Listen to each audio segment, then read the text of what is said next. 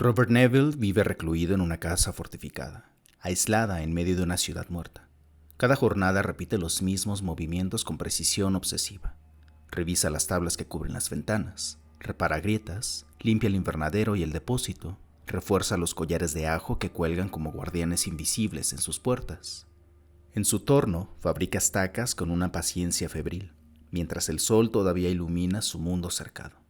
Todo su existir depende de esa rutina que lo separa de la locura y del caos exterior. Cuando cae la tarde, el aire se llena de gritos, risas y amenazas. Los vampiros rondan su casa, lanzan piedras contra las paredes y pronuncian su nombre en un coro burlón. Neville los escucha con un temor que ya se ha vuelto costumbre. Su soledad se mide por esas voces que lo cercan cada noche. A veces fuma en silencio, otras bebe para olvidar, pero el ruido nocturno se filtra igual que una fiebre. Dentro, los objetos cotidianos, el mural, los recuerdos de Katy, los muebles polvorientos, son fantasmas de una vida perdida. La memoria de su esposa lo acompaña como una herida abierta. La imagen de su rostro, su perfume, sus risas antes del desastre. En ese encierro sin tiempo, Robert se aferra a la rutina como si fuera religión, consciente de que cualquier distracción puede costarle la vida. El mundo exterior es un cementerio en movimiento. Los vampiros, criaturas de noche, muestran aversión al ajo, a los espejos, a las cruces y mueren por una estaca en el corazón. Robert no comprende por qué, pero acepta esas verdades empíricas. El mito se ha vuelto realidad y la ciencia que antes respetaba se ha vuelto impotente. Cuando amanece, su guerra continúa con otro rostro, el del trabajo metódico. Recorre calles vacías cargando estacas y martillos, recogiendo cuerpos carbonizados por el sol. Los lleva al pozo de cenizas donde arroja los restos, cumpliendo un rito de limpieza más que de justicia. En supermercados y casas abandonadas busca agua, alimentos y repuestos, siempre con la sensación de caminar sobre tumbas. La visión de los cuerpos inmóviles le provoca asco y compasión a la vez. Ha aprendido que no todos los infectados están muertos. Algunos respiran débilmente, y él debe decidir si los destruye antes de que despierten de nuevo. A veces lo hace con rapidez, otras, la duda lo detiene. Por las noches anota observaciones. El ajo los mantiene alejados. Las cruces solo afectan a quienes fueron creyentes. Los espejos los irritan. La luz del sol los destruye. Es un hombre que busca convertir la superstición en un dato científico, pero su corazón continúa vacío y el recuerdo de Katy regresa en cada sombra femenina que vislumbra desde la ventana. Su cordura pende de un hilo que solo la rutina sostiene. Robert comienza a leer libros viejos de mitología y medicina, intentando hallar una explicación racional a lo que vive. Relee a Van Helsing y a Drácula con una mezcla de ironía y desesperanza. Comprende que la línea entre el mito y la ciencia ha colapsado y que su única salida está en descubrir la causa real de la plaga. Sin embargo, el peso de la soledad lo abate. La bebida se convierte en su refugio y en su enemigo. En medio de una noche de embriaguez, ríe, grita, lanza insultos a las criaturas que lo llaman desde fuera. Luego llora. Por un momento desea ser uno de ellos, perder la razón, descansar del miedo, pero su instinto de supervivencia se impone y al amanecer vuelve a la rutina. Ese día descubre algo crucial. Al abrir una cripta, ve a un vampiro expuesto al sol. El cuerpo se desintegra ante sus ojos. Comprende entonces que la luz solar no es un símbolo religioso, sino una fuerza física letal. Su mente científica despierta. Decide investigar con método, dejando atrás la superstición. Las noches la pasa dormitando entre pesadillas y recuerdos de Virginia, su hija.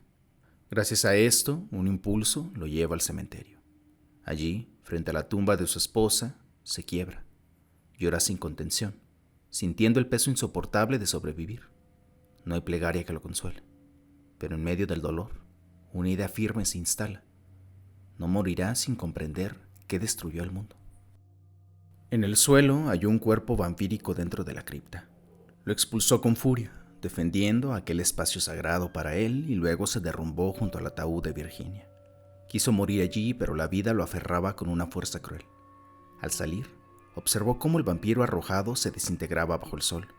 Comprendió entonces que el sol lo había matado. El descubrimiento lo llenó de una energía que no se sentía desde hacía meses. La mente racional se impuso sobre la desesperación. El sol, el ajo, los espejos, las estacas, todo debía tener una causa científica. Decidió experimentar. Capturó a una mujer vampiro y la expuso al sol, observando su lenta muerte. Pensó que aquello no era una crueldad, sino ciencia, pero al notar que su reloj se había detenido y la tarde caía, comprendió con espanto que había perdido la noción del tiempo.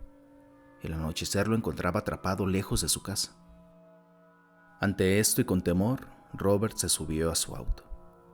Neville condujo con el corazón desbocado, presa de un terror que le helaba las venas. Había perdido el control de su rutina, el sagrado horario que lo mantenía con vida en un mundo dominado por los vampiros.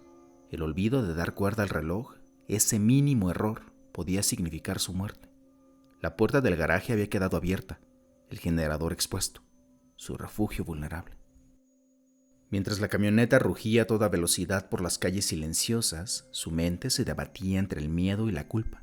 Sabía que ellos lo esperarían al caer el sol, esos seres que antaño fueron humanos y que ahora poblaban la noche con sus rostros pálidos y sus gritos inhumanos.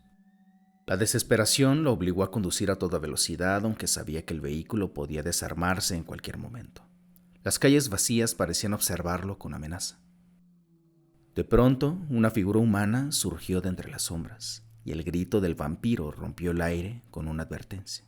El pánico lo llevó a acelerar a máxima velocidad. No podía detenerse. Si lo hacía, terminaría su vida ahí. Al llegar a su casa vio que lo esperaban.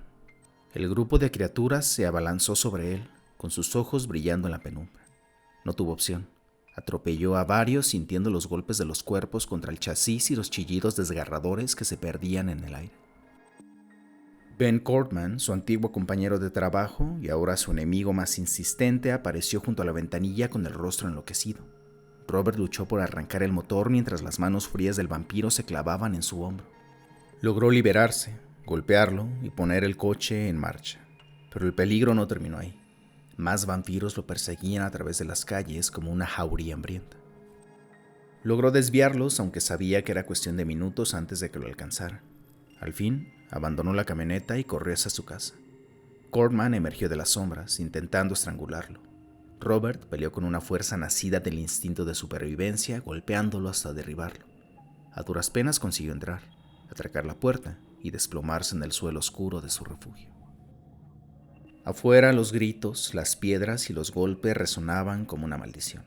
Su camioneta fue destruida frente a la casa. El generador se había detenido. Todo estaba muerto, incluso la casa. Movido por una rabia insoportable, salió armado y enfrentó a los vampiros descargando balas y furia hasta que los venció el agotamiento. De nuevo, tras la puerta cerrada, lloró en la oscuridad, pronunciando el nombre de Virginia, su esposa, como un niño que suplicaba al vacío. Con el amanecer, Neville recuperó la calma y se aferró a la rutina para no perder la cordura. Trabajó 3 días reparando los daños de la casa, reforzando las paredes y reemplazando la camioneta perdida. Había aprendido que la monotonía era su aliada, el trabajo manual, su terapia. Entre cables, herramientas y bidones de gasolina transformó el miedo en disciplina. Su casa volvió a ser su fortaleza, aislada, protegida por collares de ajo, espejos y tablones.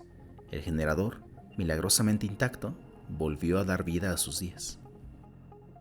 Intentaba no beber tanto whisky y se obligaba a comer bien. Dormía mejor, pero el silencio seguía cargado de recuerdos. Una noche, mientras escuchaba música clásica, los pensamientos lo arrastraron al pasado, a marzo de 1976. Recordó la tormenta de arena que azotó su hogar y el cuerpo débil de Virginia en la cama. Las tormentas y los insectos se habían convertido en presagios de una nueva enfermedad que se extendía entre los vecinos. Neville revivió el cansancio, el polvo cubriéndolo todo, el miedo silencioso de su esposa, la preocupación por su hija Katy. Virginia había empezado a palidecer, quejándose de cansancio y de picaduras de mosquitos. Ambos hablaban del extraño virus que se propagaba por el país, del rumor de guerras bacteriológicas y de cómo el mundo parecía marchitarse sin explicación. Robert intentaba mantener la rutina familiar, el desayuno, la escuela de Katy, el trabajo en la fábrica. Pero el aire ya estaba contaminado de sospecha y de muerte. Su esposa insistía en enviar a su hija lejos, al este, por miedo al contagio. Él se negó. tratando de conservar la ilusión de normalidad. Aquel día, al despedirse, Neville no sabía que todo cambiaría para siempre. Al salir de la casa, el polvo del aire le arañó la garganta. Saludó como cada mañana a su vecino y amigo, Ben Cortman, aquel mismo hombre que años después lo esperaría cada noche bajo la luz de la luna gritando su nombre. Los días posteriores, Neville se sumergió en su obsesión científica. Después de meses de supervivencia, comprendió que la ignorancia era su peor enemigo. Decidió estudiar el origen del mal que asolaba el mundo. Empezó por lo básico, el ajo. Durante 7 meses había colgado collares de ajo en su casa, observando cómo los vampiros no se atrevían a acercarse. Ahora buscaba una explicación racional. Analizó su composición: agua, proteínas, hidratos de carbono y, sobre todo, el sulfuro de alilo, un aceite esencial responsable de su olor penetrante. Convencido de que allí residía la clave, logró sintetizarlo en su improvisado laboratorio. Ahora era momento de ponerlo a prueba. Inyectó el compuesto en el cuerpo de una mujer vampiro. Esperó durante horas, pero no ocurrió nada. El experimento fracasó. La frustración lo golpeó como un látigo. Decidido a seguir, probó con cebollas y con la cruz, símbolos que también parecían repeler a los vampiros. Pero todo carecía de sentido científico. ¿Por qué la fe, los símbolos o el ajo tenían poder sobre ellos? ¿Qué parte de la biología podía explicar lo sobrenatural? Llevó a la mujer vampiro a su casa para seguir experimentando. Cuando despertó, la criatura reaccionó con terror ante la cruz. Robert la observó, buscando respuestas en su miedo, hasta que la desesperación lo hizo perder el control. Terminó arrojando su cuerpo a la calle, donde los demás la devoraron. Mientras se limpiaba la sangre y el sudor, comprendió que su búsqueda no era solo por conocimiento, era por redención. Era el último hombre, y su cordura pendía del hilo que separaba la ciencia del horror. El amanecer lo encontró exhausto, con los ojos irritados por otra noche de gritos y golpes de su puerta. La voz de Ben Cortman seguía persiguiéndolo como un eco entre los escombros. Neville observaba el mundo muerto desde su ventana. Calles vacías, coches abandonados, el aire impregnado de podredumbre. Se vestía, comía algo sin gusto y revisaba las defensas de su casa como un monje cuidando su templo. Todo lo que alguna vez tuvo sentido se había marchitado con la humanidad. El día, sin embargo, traía consigo una tregua. Mientras el sol ardía, los vampiros se ocultaban en sus guaridas y él podía salir, armado con estacas. Se dirigió hacia los barrios más lejanos, donde aún quedaban cuerpos que eliminar, porque incluso la muerte debía tener orden. Cada cadáver que encontraba lo examinaba con una mezcla de repulsión y piedad. En los rostros resecos de aquellos monstruos creía adivinar rastros de lo que habían sido: madres, hijos, compañeros. Y en cada rostro veía también la sombra de Virginia. Ese día, tras volver al refugio, el silencio se volvió insoportable. En su mesa reposaban los restos de una botella vacía. Neville comprendió que no podía seguir así. La desesperación lo devoraba tanto como la plaga. Por primera vez en meses decidió volver al laboratorio improvisado que tenía en el sótano, tras su antiguo fracaso. Si no podía destruirlos por fe, lo haría por conocimiento. Empezaré a estudiar la causa de la epidemia, aunque la ciencia fuera su último consuelo. El sótano olía a humedad y formol. Sobre la mesa de trabajo reposaban microscopios, frascos de sangre coagulada y cuadernos manchados de ceniza. Neville comenzó a experimentar con muestras recogidas de los cuerpos durante sus expediciones diurnas. Quería descubrir qué era aquello que convertía a los hombres en bestias. Durante días enteros estudió los tejidos bajo la lente, observando cómo la vida se transformaba en corrupción. Pronto descubrió algo inquietante. Los vampiros parecían afectados por una bacteria, un microorganismo que moría ante la luz solar y que de alguna manera reanimaba los cuerpos muertos. Era una explicación posible, racional, una grieta en el muro del mito. Y sin embargo, el hallazgo no le trajo alivio. Si la plaga tenía un origen biológico, entonces no existía el castigo divino ni la salvación, solo una enfermedad universal, indiferente a toda moral. Entre anotaciones y frascos, Neville comenzó a sentir una extraña calma. Comprendió que aunque estaba solo, seguía siendo un investigador, un hombre que buscaba sentido en medio del caos. Pero las noches continuaban siendo una condena. Desde fuera los vampiros gritaban su nombre, golpeaban la puerta y reclamaban su alma. La voz de Ben Cortman seguía apareciendo, burlona, como un recordatorio de que el pasado siempre encontraba el modo de volver. A veces, entre el sueño y la vigilia, Neville creía escuchar pasos en la casa. Se convencía de que era producto del cansancio, pero su corazón latía con violencia. Cada ruido se convertía en una amenaza, cada sombra en una presencia. El miedo era una criatura más viva que él mismo. Con los días su investigación tomó un nuevo rumbo. Neville comenzó a estudiar su propia sangre, comparándola con la de los infectados. Descubrió que había en él una resistencia natural al germen, una inmunidad que lo mantenía con vida. Aquello le dio una efímera sensación de poder.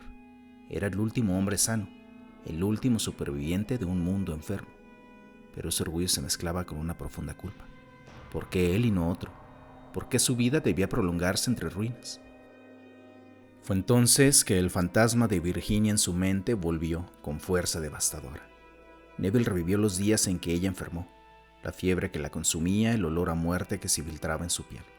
Recordó cómo la enterró en el cementerio, bajo una lluvia débil, y cómo días después, su cuerpo volvió a golpear la puerta de casa.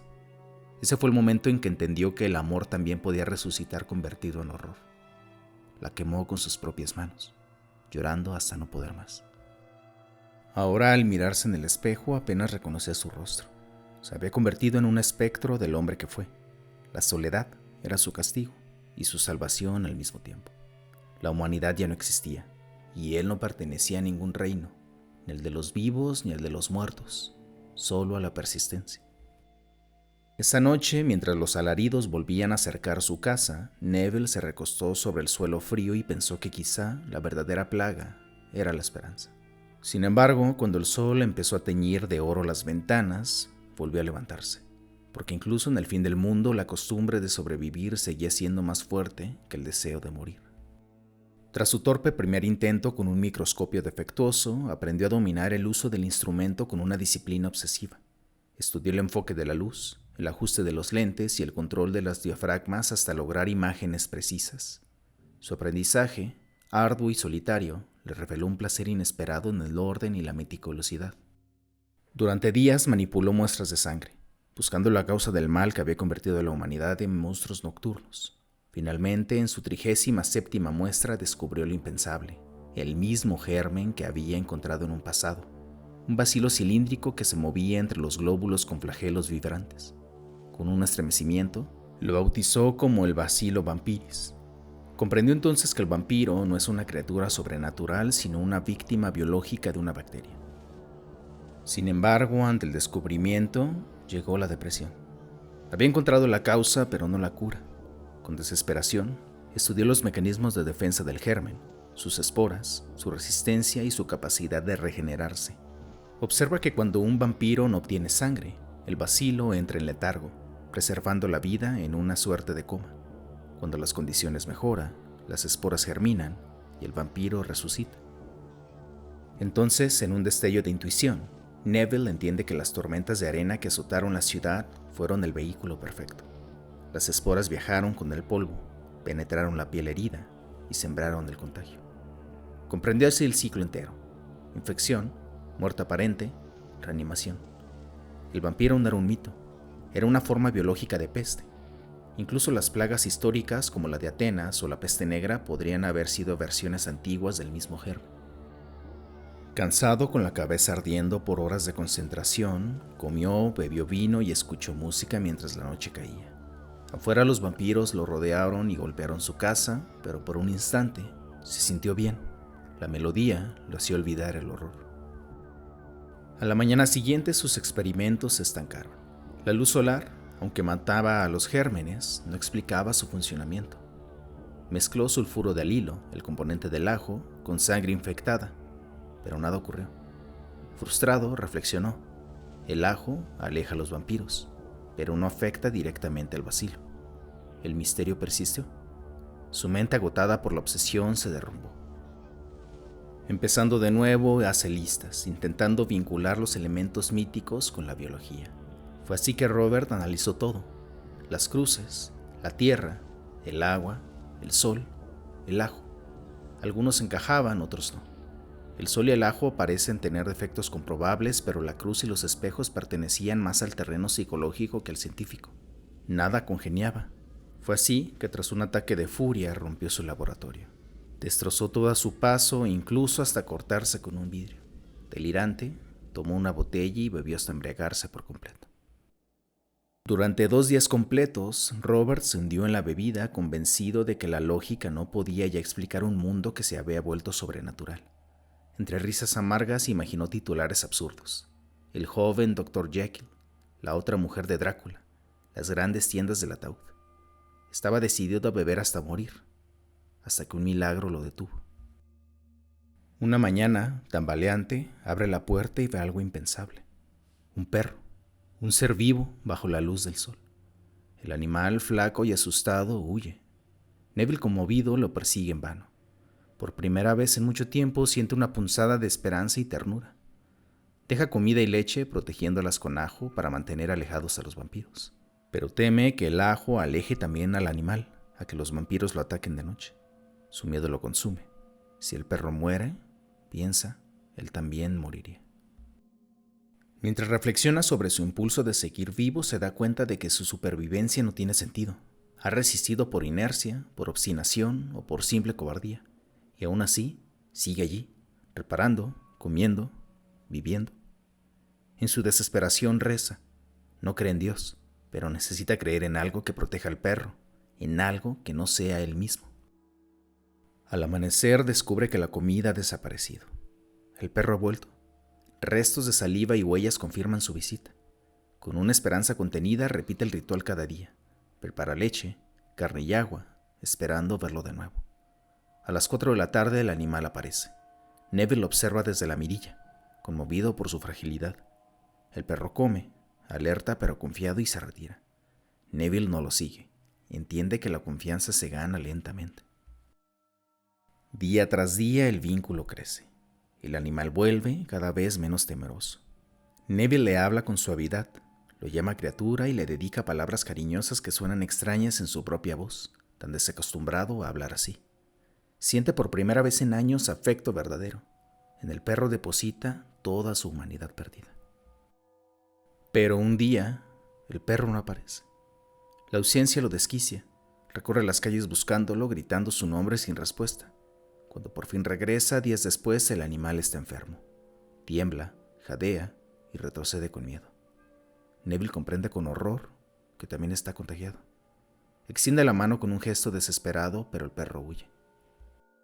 Esa noche, Robert no duerme. Sabe que está perdiendo a la única criatura viva que le recordaba que aún pertenecía al mundo de los hombres, y para su mala suerte, fue así. Una criatura tan noble como el perro fue víctima de ese terrible mundo en el que vive. Neville había dejado de beber en exceso, no porque la moderación lo redimiera, sino porque ya no había motivo para seguir escapando de sí mismo. Las copas no podían hacerle olvidar la verdad.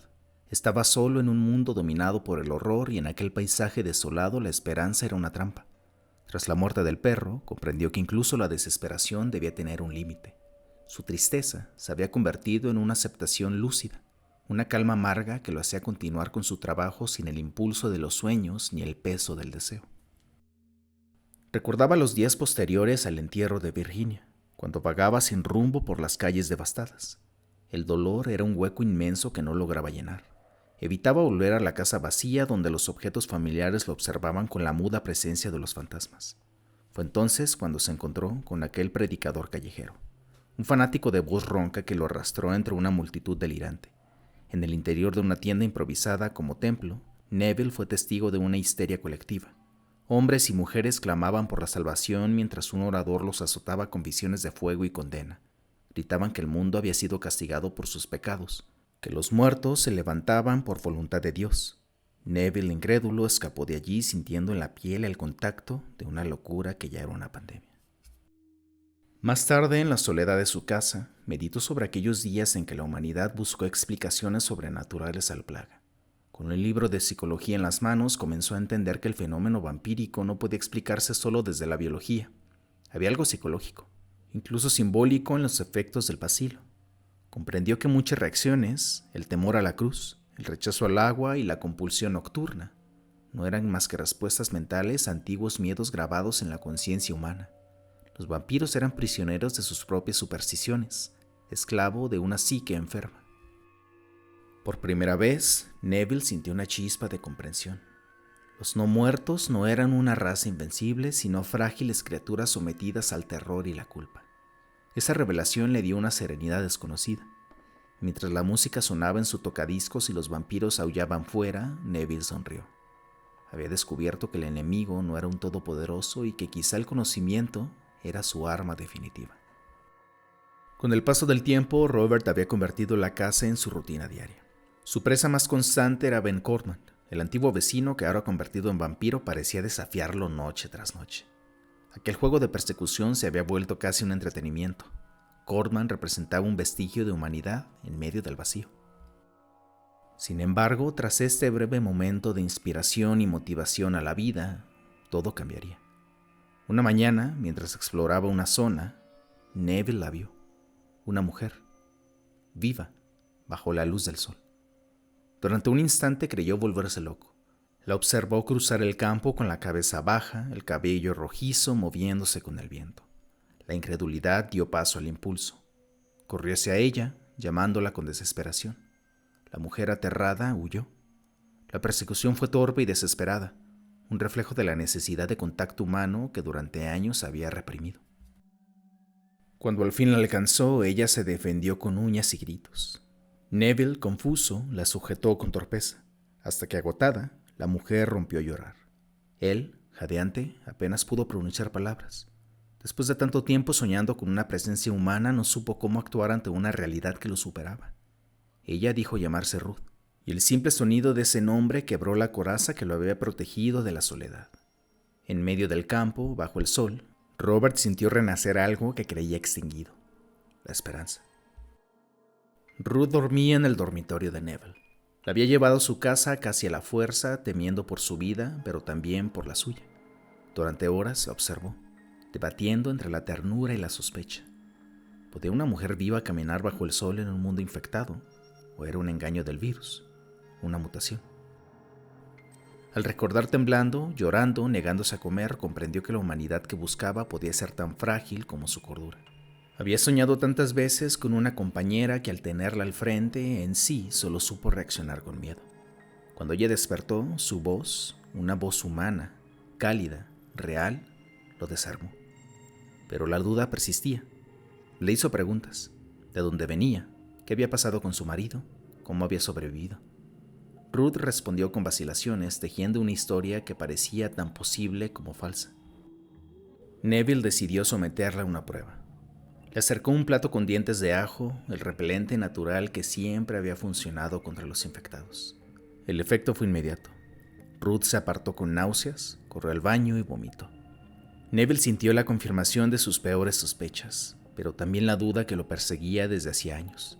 Tal vez el agotamiento o el hambre explicaba su reacción. Cuando ella regresó, lo enfrentó con lágrimas y rabia, acusándolo de crueldad y desconfianza. Su relato, la muerte del marido, la pérdida de sus hijos, el miedo constante, lo conmovió más de lo que habría querido admitir. Por un momento, Robert recordó lo que significaba la compasión. Le ofreció un vaso de whisky para calmarla y le pidió una muestra de sangre, intentando mantener la razón en medio del desconcierto. Ella se negó. Intentó huir, pero él la detuvo. Fuera la esperaban los vampiros. En el silencio que siguió, ambos se quedaron frente a frente, agotados, desconfiando. Por primera vez en años, Robert no sabía si enfrentaba a una enemiga o a la única prueba de que la humanidad aún existía. Neville no podía entender cómo, después de 3 años del desastre, algunos vampiros seguían existiendo. Las reservas de alimentos se habían agotado y sin embargo aquellos cuerpos aún se movían, sostenidos por una vida incomprensible. Mientras reflexionaba sobre ello, observaba a Ruth, que se había bañado y vestía su bata. Su fragilidad le recordaba una humanidad perdida, pero también despertaba en él una profunda desconfianza. Fue así que ella se aperturó de nuevo. Ruth le contó que en su grupo solían ver a los vampiros, aunque nunca se atrevieron a acercarse. No sabían que los muertos volvían a la vida. Neville, acostumbrado a enfrentarlos cada noche, se sorprendió por su ignorancia. Aquella conversación, sin embargo, no eliminó la tensión que los separaba. La mujer notó sus dudas y le ofreció que analizara su sangre. Robert aceptó, aunque temía descubrir la verdad. Si estaba infectada, trataría de curarla. Si no, su vida solitaria se vería alterada de forma irreversible. Más tarde, mientras compartían vino y escuchaban música clásica, Ruth parecía redescubrir la belleza del mundo. Admiraba el hogar de Robert, su orden, su refugio contra la locura. Le contó que en su casa usaban cruces y ajos creyendo que esos símbolos los protegerían. Neville le explicó con tono sereno y escéptico que la cruz solo tenía poder sobre quienes creían en ella. Los vampiros no temían los símbolos, sino lo que verdaderamente los afectaba. Ruth lo escuchó con respeto, aunque sin comprender del todo la lógica científica que guiaba sus palabras. Neville, sin embargo, no podía dejar de sospechar. Cada frase de la mujer parecía una trampa. Se decía que ella era solo una víctima más, pero su mente, acostumbrada a la soledad y a la ciencia, desconfiaba incluso del calor humano. Pensaba en cómo la soledad lo había transformado en un hombre incrédulo, casi incapaz de sentir. Ni siquiera la cercanía femenina despertaba en él deseo, solo una vaga incomodidad. Cuando Ruth se retiró un momento al baño, Neville no pudo evitar una sonrisa amarga. El gesto educado de ella le pareció ridículo en un mundo de ruinas. Pensó en lo absurdo de sus temores. Si estaba infectada, pronto lo sabría. Si no, quizás deberían convivir, tal vez amarse. Y eso lo asustaba más que la infección. Temía volver a entregarse, volver a perder. Al regresar, Ruth escuchó sus explicaciones sobre el germen. Robert le habló como una mezcla de pasión científica y cansancio. Aseguró que la plaga era una bacteria que vivía dentro del cuerpo, una criatura que sobrevivía tanto con oxígeno como sin él. En la sangre era anaerobia, unida al huésped por una simbiosis mortal, pero al entrar al aire la unión se rompía. El bacilo devoraba el cuerpo que antes sostenía. Por eso las estacas funcionaban, no por mitos, sino por ciencia. Ruth lo oía horrorizada. Para ella aquello no era un descubrimiento, sino una blasfemia. Neville, en cambio, hablaba con la frialdad de aquel que había visto demasiado. Explicó que los antibióticos no servían, que las vacunas no ayudaban, que los infectados siempre morían. Era inevitable. Si no los destruía, tarde o temprano vendrían a matarlo. El silencio llenó la habitación. Robert comprendió que justificaba su matanza frente a la única persona viva que había encontrado en años. Ruth bajó la mirada. Dijo que no podía juzgarlo, y por primera vez Neville sintió que su certeza científica se desmoronaba ante la simple presencia de una mujer. Neville despertó esa noche gritando el nombre de su esposa, Virginia, preso de una pesadilla que la devolvía a su dolor más profundo. Desorientado creyó verla en la oscuridad, pero una voz temblorosa respondió. Era Ruth. El golpe de la realidad lo dejó helado. La ilusión de un pasado perdido se desvaneció, dejándolo hundido en una tristeza inmensa. Ruth, nerviosa, explicó que no podía dormir, pero Robert notó que estaba vestida, lista para irse. Su desconfianza lo llevó a sujetarla con fuerza, exigiendo una respuesta. Ella negó con miedo. No podía huir con los vampiros afuera. Entonces, él la soltó, avergonzado, dándose cuenta de que su mente aún estaba encadenada al recuerdo de Virginia. Intentó ahogar sus angustias con whisky, mientras recordaba la noche en que su esposa volvió de la tumba. Contó, con voz quebrada, cómo había tenido que terminar con su vida de nuevo, clavándole una estaca en el corazón. Ruth lo escuchó en silencio, con los ojos llenos de compasión. Entre ambos surgió una conexión nacida del dolor. Robert confesó su culpa y ella, conmovida, se acercó. Se abrazaron y en medio de la soledad compartida, se besaron, buscando consuelo en el otro. Por un instante el exterior, los vampiros, el miedo, el aislamiento dejó de existir. Solo quedaban ellos, dos sobrevivientes que se aferraban desesperadamente a un poco de humanidad. Neville, emocionado, quiso aprovechar el momento para asegurarse de que Ruth no estaba infectada. Le pidió una muestra de sangre, prometiéndole que si algo iba mal, la curaría. Ella se resistió, temerosa, pero él insistió con ternura, tratando de calmarla. Preparó el microscopio con manos temblorosas mientras ella lo observaba con el rostro pálido. Finalmente extrajo la muestra y con una sonrisa forzada le aseguró que todo saldría bien. Sin embargo, al mirar por el microscopio, Robert quedó paralizado. Lo que vio confirmó sus peores sospechas. Ruth estaba infectada. Cuando levantó la vista, ella ya había tomado una masa. Antes de que pudiera reaccionar, el golpe lo alcanzó en la frente. Aturdido, cayó sobre el microscopio. Oyó el grito desesperado de Ruth, que le suplicaba que no la obligara a hacerlo. Un segundo golpe lo derribó por completo, y un tercero terminó por sumirlo en la oscuridad. Lo último que oyó fue su nombre, pronunciado con dolor y culpa. Robert Neville despertó en medio de un silencio espeso. El dolor en su cabeza era insoportable, como si miles de agujas se le clavaran al mismo tiempo. Tardó varios minutos en incorporarse, tambaleándose hasta el baño donde se lavó el rostro con agua fría y presionó una toalla húmeda contra su frente. Aún aturdido, comenzó a recordar. Regresó a la sala y vio la puerta abierta, dejando entrar la luz gris del amanecer. Ruth se había ido. En la mesa encontró una carta junto al microscopio.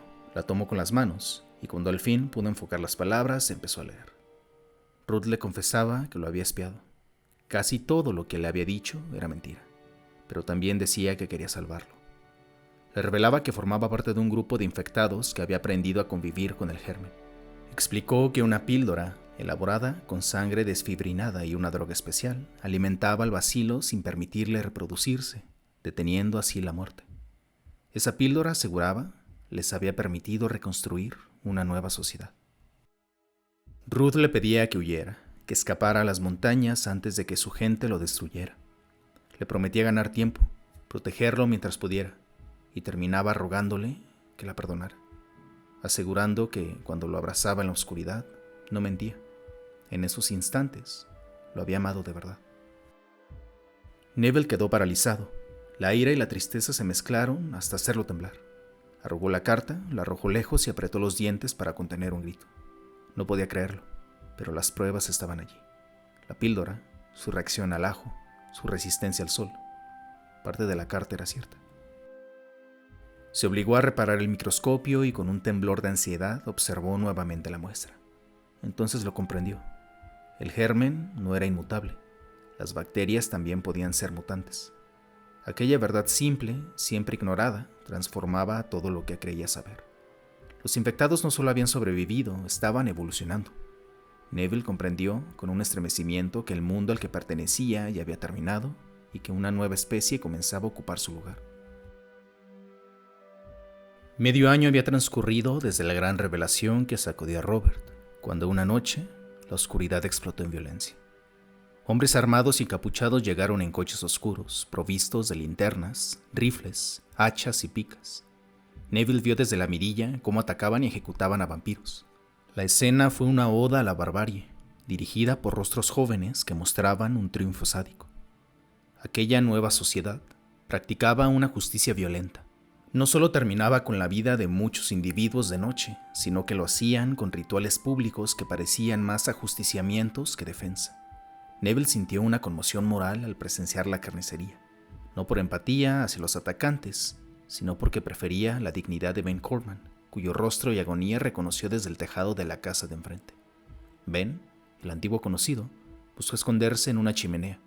Los hombres le dispararon hasta hacerlo caer y lo remataron con las picas. Neville, paralizado por la impotencia, se negó a salir a luchar. Juró entregarse. Aquel era su destino. Pero la furia y la incomprensión se mezclaron cuando la turba no vino a juzgarlo, sino a aniquilarlo. Cuando la puerta y las ventanas de su casa cedieron, él trató de resistir con una pistola. La refriega terminó con golpes, disparos y la pérdida del conocimiento.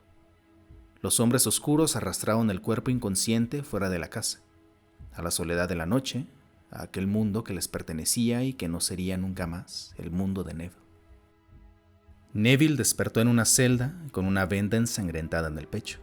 La agonía y la sequedad en la garganta le recordaron el asalto. Allí, en medio del dolor, Ruth volvió a aparecer, ahora oficial de rango en la nueva sociedad. Ella lo cuidó y le dio de beber y dijo con calmada convicción que la violencia era inevitable en todo proceso revolucionario. Las sociedades nacientes se forjan con sangre y terror. Explicó que la gente temía a Neville porque él representaba la anomalía, el viejo mundo convertido en monstruo por la memoria y la plaga. Al terminar le puso en la mano un paquete con pastillas para hacer el final breve. Ruth reconoció su imposibilidad de salvarlo y con un gesto íntimo lo besó en un adiós que contenía arrepentimiento y dureza. Robert comprendió que sería ejecutado. Observó la multitud que esperaba afuera y experimentó un cambio radical. Dejó de odiar aquellos rostros muertos de miedo. Reflexionó que la normalidad es una norma de muchos, no de uno. Él era el anormal, y ellos, la mayoría que dicta la norma. Neville explicó por qué no había huido antes. Confesó que la costumbre de la casa lo había retenido. Ruth replicó con frialdad que el plan había sido traerlos sin heridas, que si no se hubiera enfrentado a ellos lo habrían capturado intacto. Cuando ella le dijo que era el último de su raza, un peso de soledad le cayó encima. Afuera, en la calle, se agrupaba la multitud, figuras ansiosas, ojos cargados de miedo y repulsión hacia él. Se puso de pie con esfuerzo, tambaleante, apoyó la mano izquierda en los barrotes y miró la muchedumbre que aguardaba su ejecución. La idea le pareció a la vez irónica y definitiva. El mundo se había reorganizado y él se quedó fuera. Al apretar las píldoras en su mano, Neville sintió cómo el temblor de sus dedos se confundía con el pulso débil de un corazón que ya no pertenecía a ese mundo. Aquellas pequeñas cápsulas, pálidas y frías, eran el último regalo de compasión que le ofrecía la nueva raza. Fue así que se llevó las píldoras a los labios y las tragó con dificultad, notando el sabor metálico que le arañaba la garganta. A través de los barrotes la calle se extendía bajo una luz gris, llena de rostros expectantes. Lo miraban con miedo, con repulsión. No eran los monstruos que él había querido destruir, sino los herederos del mundo que había ayudado a crear con su propia casa. Durante años, Neville había sido su sombra, el cazador que irrumpía en sus refugios mientras dormían, el espectro que los hacía temblar en sus sueños. Entonces comprendió la verdad con una lucidez desgarradora. El monstruo era él. Ellos habían construido una nueva sociedad, habían encontrado el modo de vivir con su condición, de reconstruir lo que quedaba de la humanidad. Y él, el último normal, no era más que una anomalía, un residuo del pasado, una amenaza para su futuro. El dolor en el pecho disminuyó y la vista se le nubló. Sus piernas cedieron y se dejó caer junto al muro. Miró el amanecer con ojos húmedos. Afuera, el murmuro de la multitud se convirtió en un silencio reverente, casi temeroso. Comprendió entonces lo que era: un mito, una advertencia. Para ellos, él sería lo que los vampiros habían sido para su tiempo, una historia que se contaría con miedo, una sombra que justificarían sus pesadillas. Una sonrisa amarga cruzó su rostro. No era un héroe ni un mártir. Era el vestigio de un mundo extinto, el último espectro de la vieja humanidad. La nueva sociedad era el futuro. Neville, el mito del pasado. En sus ojos, Robert Neville no era un superviviente, sino el último depredador de una era muerta. Él sería la leyenda.